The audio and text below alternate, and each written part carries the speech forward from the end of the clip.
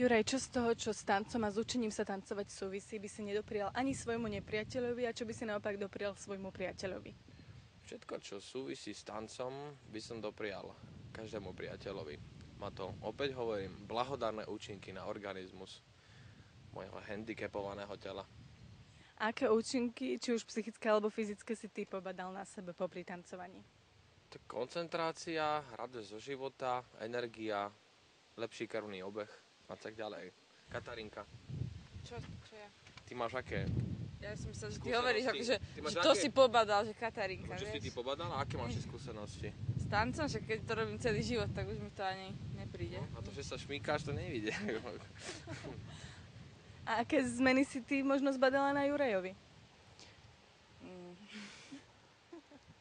Ťažšie sa s tým spolupracuje zo dňa na deň.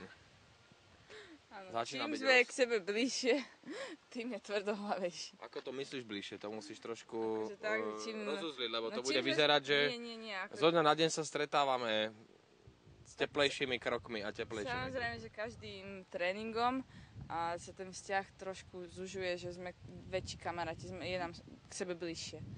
No ja sa môžem pridať, že som bol s Katkou na začiatku rovnaký kamarát ako teraz a nie to trvá trošku. Takže mňa do toho neťahaj. Juraj, schudol si počas Let's Dance 3? Nejakých tých 60 kg som išiel dole, som mal nadváhu trošku. Nevážil som sa, ak mám pravdu povedať, ale určite niečo sa deje. Určite. Ale chutí mi jesť zase, takže... A môžem si doprieť, lebo viem, že to zase spálim na tom tréningu. A to som sa chcela opýtať. Či Za si aj normálnych okolností jem tak, že keby som netancoval, tak idem hore. Teraz sa udržiavam možno. A zmenil si aj nejak stravovacie návyky? Ráno mäso, McDonald, také zdravé veci. Vypražaný sír s hranolkami. Ja mám rád veľmi ako zdravú stravu. Sa smieš? Katka, čo sa smeješ? Toto sme si tiež podobní.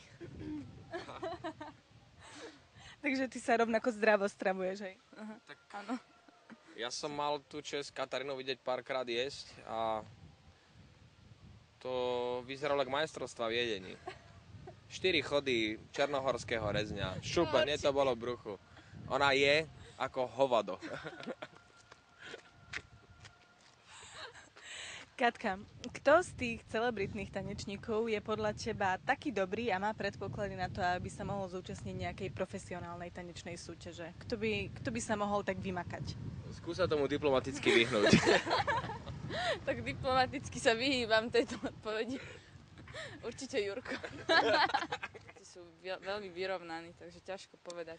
Byť profesionálom znamená, že tomu umeniu alebo tomu druhu umenia treba obetovať nie 2, nie 4, nie 5, nie 8, ale 20 hodín denne, kým sa dostanete na hladinu, že stačí mi 7 hodín denne.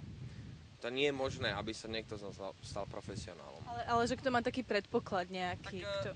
Zora závodne športovala v akrobácii, alebo neviem, ako som to nazval, v gymnastike či kulturistike, čiže je tam predpoklad, že by vedela zvládať tie tréningy a vedela by sa tomu venovať. Ja sa určite do tejto kategórie neradím.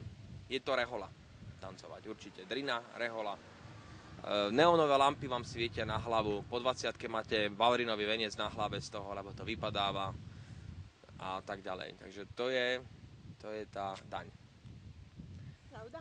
Katarína má plešinu na hlave už z toho, čo tancovala. No však ukáž. Nemám. Ale ja viem, že nemáš, Katka. Katarína tancuje v klobuku vždy.